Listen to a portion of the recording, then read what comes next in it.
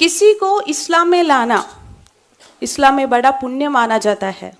एक दिन मैं अपनी मासूस माता पिता को ये खबर बताई कि मैं इस्लाम स्वीकार कर लिया हूँ और अब मैं एक मुस्लिम महिला हूँ। मेरे माता पिता मेरे सामने बैठकर रोते रहते थे। अगर मैं समय पर नमाज नहीं पढ़ी या नमाज छोड़ दी तो अल्लाह मुझे सजा देगा। वो ईश्वर नहीं, शैतान है, शैतान। मैंने कहा कि तुम काफिर हो। इस्लाम में कहते हैं कि गैर मुसलमानों का बात मत सुनो, फिर वे तुम्हारे माता पिता ही क्यों ना हो। दी केरला स्टोरी, इस्लामिक षड्यंत्र का एक भयानक सच। इस फिल्म की डॉक्टर अनघा जयगोपाल, जो कि वास्तविक चरित्र है और फिल्म में शालिनी उन्नी कृष्णन के रूप में दिखाया गया है, उनको इस्लामिक षड्यंत्रकारियों ने इस प्रकार से उनकी दिमाग को फेर दिया था, उनकी बुद्धि को, मति को भ्रमित कर दिया था कि वो अपने माँ बाप को भी काफिर कहने लगी, हमारे भगवान को शैतान कहने लगी। और उनकी जुबानी आप सुनेंगे कि उनकी आगे की कहानी, आधी कहानी इससे पहली वाली वीडियो में आप सुन चुके हैं और इस वीडियो में आगे की वो अपनी बात पूरी तरीके से बताएंगे। तब आपको ये समझ आएगा कि किस प्रकार हमारी बहन बेटियों को इस्लामिक षड्यंत्रकारी बरगलाते हैं। सच तो यह है कि मैं एक भयानक मानसिक स्थिति में पहुंच गई थी कि अगर जरूरत पड़ने पर भारत के खिलाफ लड़ने से भी नहीं हिचकिचाती। क्या आप कल्पना कर सकते हैं मैं किस तरह की भयानक स्थिति में थी। किसी को इस्लाम में लाना इस्लाम में बड़ा पुण्य माना जाता है, इसलिए मैं अपने पूरी फैमिली को कन्वर्ट करने की कोशिश की। सबसे पहले मैं अपनी छोटी बहन अमृता को कन्वर्ट करने की कोशिश की। मैं उसे पूरी तरह से कन्वर्ट करने में सफल नहीं हुई, लेकिन मेरी इस्लामी पढ़ाई आगे बढ़ रही थी। मेरे दोस्तों ने मुझे तफसीर, जो कुरान का व्याख्यान होता है, वो मुझे दिया और साकिर नायक, इमाम अकबर जैसे इस्लामिक प्रीचर्स का वीडियोस भेज दिए। उसे पढ़कर और सुनकर मैं इस्लामी विरोधी होती गई, हिंदू विरोधी होती गई। कॉलेज के बाद मुझे कोड़िकोड, केरल के कोड़िकोड में नौकरी मिल गई थी, जहां मुस्लिम डोमिनेटेड एरिया है। और वहां मेरे पेशेंट्स और उनके बाईस्टैंडर्स जो इस्लाम के प्रति मेरे झुकाव को समझते थे, उन्होंने मुझे हर तरह से सपोर्ट देना शुरू कर दिया।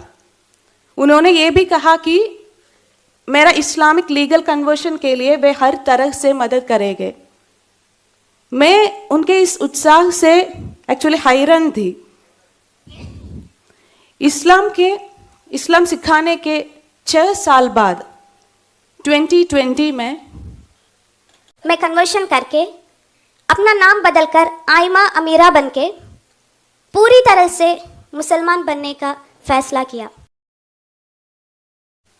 लेकिन उससे पहले इसके बारे में मैं अपने परिवार वालों को ओपनली बताने को डिसाइड किया। मुझे पक्की तौर पर मानती हूँ कि उस क्षण से मेरे जीवन में ईश्वर और गुरु का अदृश्य हस्तक्षेप था। मैं अपने नौकरी से इस्तीफा दे दिया और घर आ गई। यह जो समय था जब हमारे परिवार ने एक लंबे लॉकडाउन पीरियड के बाद फिर एक साथ था। मेरे माता पिता को अंदाजा था कि मैं इस्लाम के बारे में सीख रही हूँ, लेकिन उन्होंने कभी नहीं सोचा कि मैं कन्वर्ट हो जाऊंगी।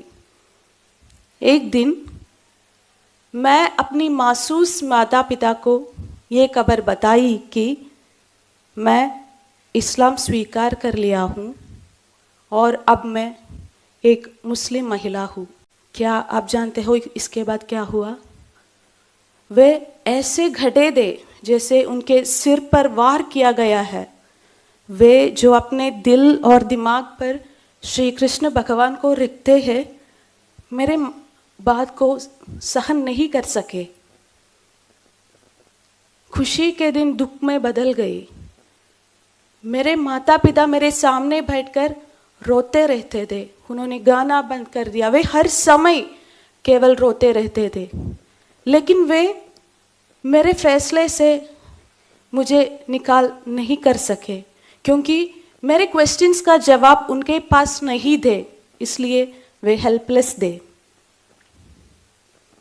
मैं घर पर ही नमाज पढ़ना शुरू किया। जब समय पर नमाज नहीं पढ़ पाती तो मैं निर्दयी हो जाती थी, क्योंकि मुझे डर था अगर मैं समय पर नमाज नहीं पढ़ी या नमाज छोड़ दी तो अल्लाह मुझे सजा देगा।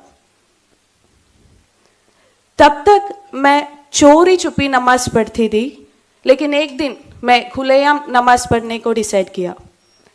जब मेरी पापा ने नीचे पूजा करते थे, मैं ऊपर नमाज पढ़ती थी।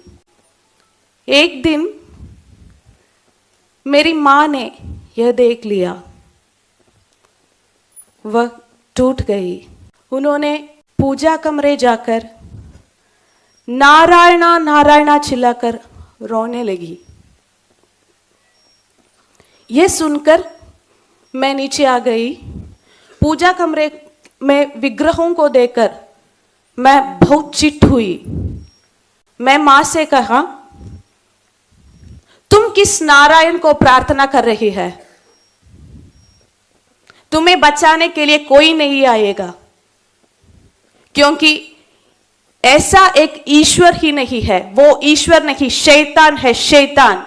ये सुनकर मेरी मां रोते रोते मेरे पैरों पर गिरा और बोली, बेटी मत जाओ, अगर तुम गई तो हम चारों आत्महत्या कर लेंगे। इसे सुनकर मुझे और भी गुस्सा आ गया। मैंने कहा कि तुम काफिर हो, तुम नरक के बारे में निश्चित हो, तुम आत्महत्या करो या ना करो, मुझे कोई परवाह नहीं होगी। मेरी जगह आप अपने बच्चों को कल्पना करें, जिसे यदि वो आपका बेटी या बेटा जिसे आपने प्यार से पाला और बड़ा किया है, उसने आपके साथ यह कहते तो आपको कैसा लगेगा? सोचिए। मैं यह उस माँ से कह रही थी जिसने मुझे 9 महीने तक अपने गर्भ पर रखा, प्यार से पाला पोसा, मुझे सब कुछ दिया। दरअसल मेरे दिमाग में ये शैतानी विचारधारा दी जो मुझे यह कहने में मजबूर कर दिया था। इस्लाम में कहते हैं कि गैर मुसलमानों का बात मत सुनो, फिर वे तुम्हारे माता पिता ही क्यों ना हो। ये सुनकर मेरी माता पिता निराश हो गई। उन्हें समझ आया कि उनके आंसू और सलाह मुझे वापस नहीं ला सकते हैं। ईश्वर का अकेला अदृश्य हस्तक्षेप मेरे कसिन भाई अजय भैया के रूप में आया। एक दिन उन्होंने कहा कि सिर्फ इसलिए हमारे पास तुम्हारे क्वेश्चंस का जवाब नहीं है, इसका मतलब यह नहीं है कि इन क्वेश्चंस का जवाब ही नहीं है। एक ऐसी जगह है जहां तुम्हारी सभी क्वेश्चंस का जवाब मिलेंगे। क्या तुम वहां जाने के लिए तैयार हो? मैंने कहा कि मैं कहीं भी जाने के लिए तैयार हूं, क्योंकि मैं इस बात में ओवर कॉन्फिडेंस था कि मैं किससे भी इस्लाम के बारे में समझा सकती हूं। मैं इसके बारे में अपने मुस्लिम फ्रेंड्स को बताया।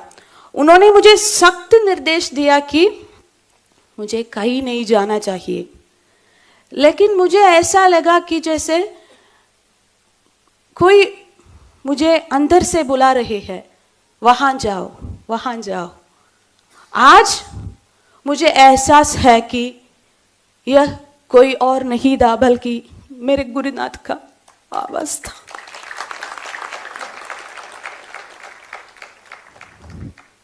जैसे 26 अगस्त 2020 में इस गर्व के साथ मैं आर्ष विद्या समाजम आई थी कि मैं वहां से सबको इस्लाम में कन्वर्ट करूंगी। शुरू के 2 दिनों में वहां के टीचर से बात की। मुझे जो तर्क पता था इसको I was dealing with them. तीसरे दिन ही हम आचार्य श्री मनोज जी से मिले।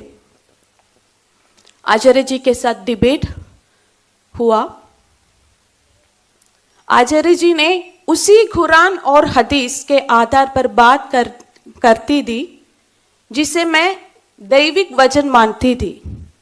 आचार्य जी ने कुरान के ईश्वर संकल्प, अनसाइंटिफिक फैक्ट्स, अंधविश्वास, मोहम्मद के क्रुएल्टीज एक्सेट्रा के बारे में बात की। क्या आप विश्वास करेंगे? जिस आइडियोलॉजी मेरे माता पिता के आंसू, मेरे रिश्तेदारों के सलाह, मेरी बहनों और दोस्तों के बातें को बदल नहीं सके, उस आइडियोलॉजी को आचार्य जी ने बहुत शांति से एक फूल तोड़ने जैसे बदल दिया।